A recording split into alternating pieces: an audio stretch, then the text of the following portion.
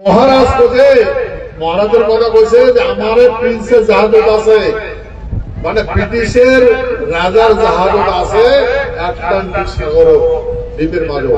তখন আমেরিকার রাষ্ট্রপতি আর ব্রিটিশ প্রধানমন্ত্রী চার্চিল আর আমার মহারাজা তিনটা শক্তি জাহাজত মিলিত হয়।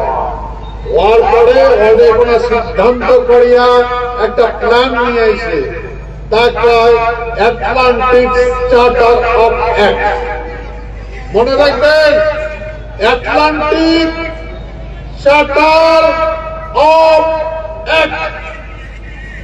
এই আটলান্টিক চার্টার অ্যাক্টের দ্বারা সারা পৃথিবীর যত পরাধীনদের কাছে সব স্বাধীন হয়ে গেছে। আর এর নির্ণয় হচ্ছে হিজ হাইনেস মহারাজা জগদীন্দ্রনাথ মুখপাত্র, যে রাজবাড়িতে আনা আছে কুচবিহার।